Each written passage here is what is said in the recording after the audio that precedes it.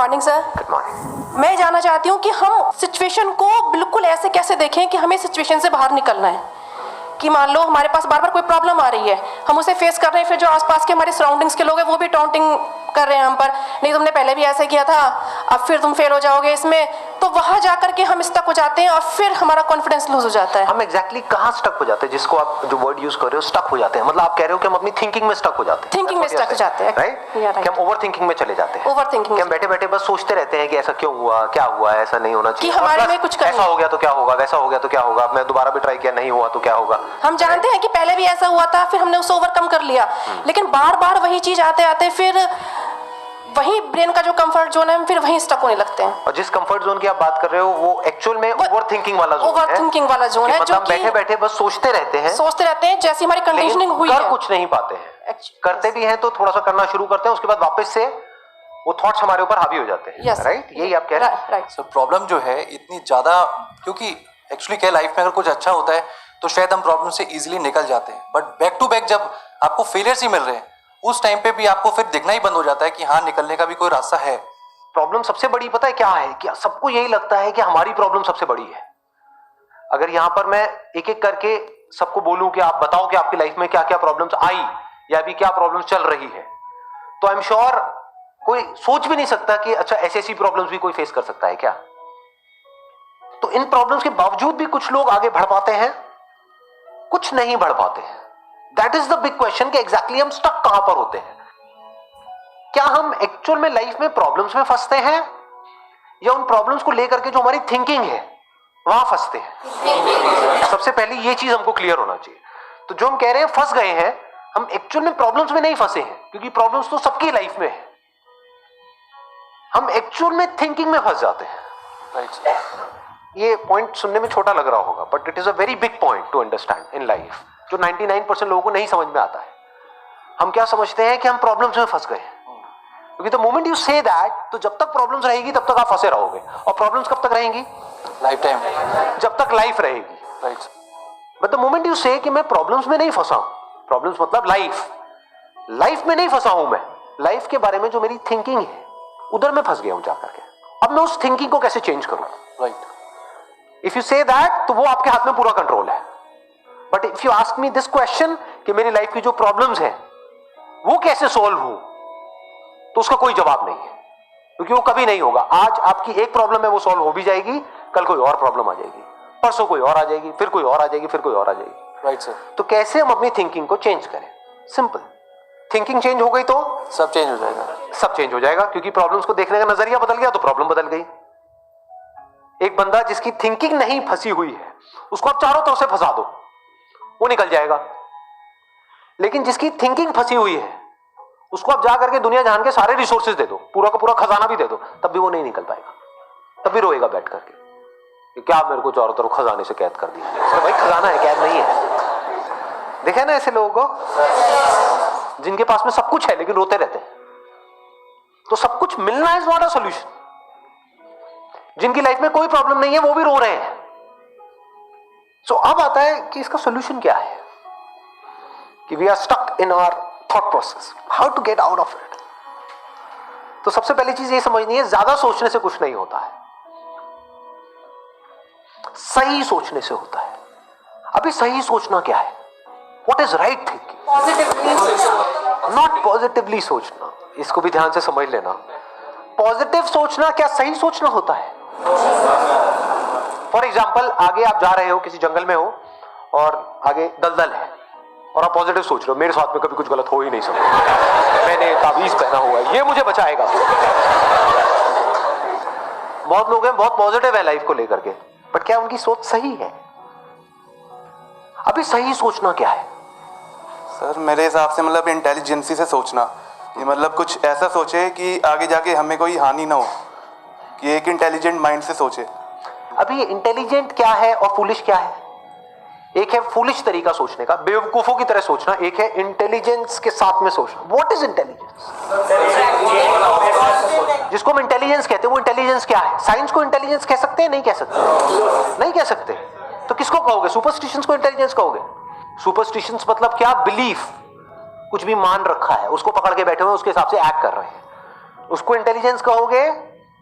या साइंस जिस तरीके से आगे बढ़ रही है उसको इंटेलिजेंस कहोगे? एग्जैक्टली। तो साइंटिफिक वे ऑफ थिंकिंग समझना पड़ेगा, वो क्या है, उसको अपनी लाइफ में लगाना पड़ेगा, तब आप कह सकते हो आपकी जो थिंकिंग है वो सही है। अब ये साइंटिफिक थिंकिंग मतलब क्या? रियलिटी को एज इट इज देख लेना, दैट इज साइंटिफिक थिंकिंग। यही तो है, और क्या है? There are laws of this universe, उसको एज इट इज देख लेना, उसको ऑब्जर्व करना, यही तो है साइंटिफिक थिंकिंग। उन लॉज को बदलना नहीं, क्योंकि साइंस बदल नहीं सकती उन लॉज को। लॉ ऑफ ग्रेविटी को साइंस बदल नहीं सकती है, उस लॉ को समझ करके उसके हिसाब से एक्ट कर सकती है। इसी साइंटिफिक थिंकिंग को अगर हमको अपनी लाइफ में लगाना हो तो इसका मतलब क्या? एक थिंकिंग हो सकती है लाइफ से रिलेटेड, जो भी आपके दिमाग में कचरा भरा पड़ा है बचपन से लेकर के आज तक, जैसा आपको समझाया गया है लाइफ के बारे में। किसने समझाया है? वो लोग जो खुद नहीं समझते, लाइफ के बारे में अपने अपने बिलीव्स बनाए हुए हैं, अपने अपने स्टैंड पॉइंट से लाइफ को देख रहे हैं। फॉर एग्जाम्पल, कोई हिंदू है तो एक तरीके से लाइफ को देख रहा है, कोई मुस्लिम है तो अलग तरीके से लाइफ को देख रहा है, क्रिश्चियन है तो अलग तरीके से देख रहा है। क्या सही है इन तीनों में से? क्या तीनों को सही थिंकिंग कह सकते हैं? ना, क्योंकि आपस में लड़ झगड़ रहे हैं। साइंस में कोई लड़ाई झगड़ा होता है? अगर मैं किसी साइंटिफिक फैक्ट के बारे में बात करूंगा, क्या कोई हिंदू मुस्लिम क्रिश्चियन आकर के आपस में लड़ सकते हैं? नहीं। तो ये सही थिंकिंग है। एक है जो हमें सही लगता है, एक है जो सही होता है। दोनों में जमीन आसमान का फर्क है। एक है जो आपको सही लगता है, एक है जो सही है। तो साइंटिफिक थिंकिंग का मतलब क्या, अगर इसको हमको लाइफ में लगाना हो तो, यानी लाइफ को आप एज इट इज देखो, ऑब्जर्व करो, फिर उसके बारे में सोचो।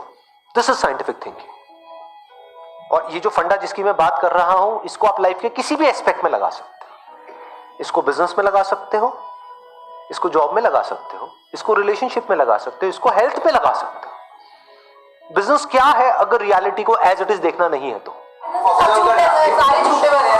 अब ये जो आपने कहा कि बिजनेस में सब झूठे भरे पड़े हैं, क्या ये सच है या आपका अपना एक स्टैंड पॉइंट है? अभी इन्होंने बोला कि बिजनेस में सब झूठे भरे पड़े हैं। अभी ऐसे ही यहाँ पे मैं अलग अलग लोगों से अलग अलग बातें पूछूंगा ना, तो सब बड़े कॉन्फिडेंस से बोलेंगे as if they know it for sure. जैसे मैं पूछूंगा, हाँ भाई यहाँ पे किसी मेल का किसी का ब्रेकअप हुआ होगा, तो सारी लड़कियां ऐसी होती हैं, सब धोखेबाज है। ऐसे ही कोई लड़की से पूछूंगा, वो आकर के बोल देगी सर ये तो मर जात तो है ही ऐसी, इससे कुछ हो ही नहीं सकता। क्या ये सच है? या आपका अपना एक स्टैंड पॉइंट है, अपना आपका एक बिलीफ है? तो ध्यान से समझ लेना, इसका जो सबसे पहला स्टेप है वो है अंदर जो भी कुछ पड़ा हुआ है आपके, जो भी आपने मान रखा है उसको छोड़ दिया। अब आप हल्के फुल्के हो गए, अब एज इट इज देखा लाइफ को, लाइफ को ऑब्जर्व किया as life, not my life. For example anger, क्या एंगर आपका है? No sir. बट आप एंगर का सोल्यूशन कैसे निकालते हो? मुझे गुस्सा आता है, मुझे गुस्सा नहीं करना है। कभी भी आप एंगर का ऐसे सोल्यूशन निकाल ही नहीं सकते। सिर्फ आपको आता है गुस्सा या सबको आता है? सबको आता है। तो क्या एंगर सिर्फ आपकी प्रॉब्लम है या एंगर एक लाइफ की प्रॉब्लम है? Fear, if you can look at fear, not your fear और माई फियर, फियर, डर है ना, वो डर क्या है? Can you look at it? इसको बोलते हैं साइंटिफिकली चीजों को देखना। रिलेशनशिप, नॉट माई रिलेशनशिप और योर रिलेशनशिप, रिलेशनशिप। तो इस तरह से जब हम चीजों को देखते हैं ना, not from a subjective point of view but from an objective point of view, जैसे एक साइंटिस्ट देखता है, जैसे एक साइंटिस्ट ऑब्जर्व करता है, वहां पे ना खुश हुआ जाता है ना परेशान हुआ जाता है, ना पॉजिटिव हुआ जाता है ना नेगेटिव हुआ जाता है। This positive and negative is your stand point, is a subjective point of view. In objective reality उसमें खुश क्या होना है और दुखी क्या होना है, वहां पर सब कुछ क्लियरली नजर आ रहा होता है। वहां पे कभी भी हमारी थॉट प्रोसेस स्टक नहीं होती है, हम फंस ही नहीं सकते। बिलीफ्स में आप गारंटेड फंसोगे, शॉर्ट टर्म में वो अच्छे लग रहे होते हैं क्योंकि वहां पे कंफर्ट मिलता है। जो भी हमने मान रखा है अगर उसको पकड़ करके हम बैठे रहें और उसमें गोल गोल घूमते रहें तो बड़ा कंफर्ट मिलता है, लेकिन आगे जाकर के वो हमको फंसा देता है, एंटैंगल्ड कर देता है। बट जो रियलिटी है वो धीरे धीरे आपको आजाद करती रहती है, जितना आप रियलिटी को समझ जाते हो उस लेवल तक। यानी कि अगर इसको मैं पूरा समअप करूं, जो भी मैंने अब तक कहा है उसको, ये सेशन शुरू कहां से हुआ था? फेलियर से हुआ था कि एक के बाद एक हमने लाइफ में बहुत सारे फेलियर्स फेस करे हैं।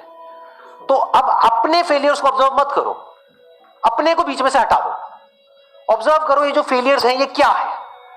तो you will start seeing the nature of those failures, you will start seeing the causes of those failures.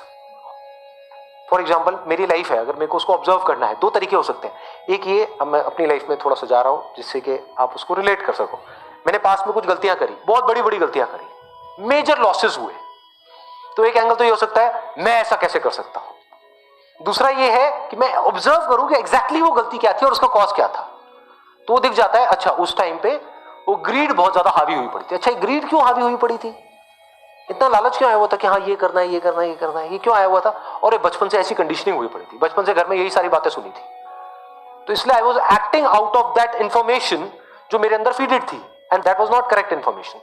वो सारी इंफॉर्मेशन गलत थी, जिसकी वजह से मैंने जल्दी से एक्ट किया, बिना सोचे समझे, बिना सही थिंकिंग के एक्ट कर दिया, उस वजह से जाकर के फंस गया। तो मुझे उस बंदे ने नहीं फंसाया, मैं खुद फंसा अपने लालच की वजह से। तो अब ये क्लियर हो रहा है हम कैसे देखते हैं। तो वंस वी सी दैट, तो अब मैं उससे पूरी तरह से फ्री हो गया, because I understood something which is very basic in life, जिसकी वजह से पूरी की पूरी लाइफ एक अलग ट्रैक पे निकल गई। क्या समझ आया? कि कभी भी ग्रीड से एक्ट नहीं करना है। अब इसको हम समझते हैं, कैसे समझते हैं? मॉरल साइंस की बुक से। वो सब बकवास है, ये लालच नहीं होना चाहिए, सबके अंदर लालच भरा पड़ा है, बट लालच हमको कैसे फंसाता है, इसको ऑब्जर्व किया अपनी गलतियों के बेस पर, और फिर समझ आया अच्छा ये होता है। लालच से ग्रोथ नहीं होती है। लालच से आप पैसा कमा सकते हो, बट उसको आप ग्रोथ नहीं कह सकते, क्योंकि आप डिग्रेड हो रहे हो, तो आप एक्चुअल में ग्रो नहीं कर रहे हो। एक्चुअल ग्रोथ में उसको कह सकता हूं जो होलिस्टिक ग्रोथ हो, उसको ग्रोथ बोल सकते हैं। आपने पैसा तो कमा लिया, लेकिन डर में जी रहे हो कि मैंने इतने घपले कर दिए हैं, अगर किसी ने पकड़ा गया तो पता नहीं क्या हो जाएगा, क्या फायदा ऐसी लाइफ का, उसको आप ग्रोथ कहोगे? Can you call it growth? ना। तो लालच से ग्रोथ नहीं होती। तो ये चीजें समझना बारीकी से, स्टेप बाय स्टेप, तो आप गलतियों का पूरा नेचर समझ सकते हो। The nature of mistakes, the kinds of mistakes, the types of mistakes, और उनके कॉजेस क्या होते हैं। और जैसे ही हमको ये सब समझ आ जाता है और साफ दिखने लग जाता है, तो वो गलतियां होनी हमसे बंद हो जाती हैं। और जितनी भी गलतियां हो सकती हैं, उन सबके अगर नेचर समझ आ जाते हैं, तो गलतियां होने की पॉसिबिलिटी फ्यूचर में ऑलमोस्ट खत्म हो जाती है। प्लस जब समझ आ गई है उसकी रियलिटी, तो वहां पे ओवर थिंकिंग के लिए जगह नहीं होती है, अपन थिंकिंग में स्टक नहीं होते हैं। Wish you all the very best, thank you so much for coming.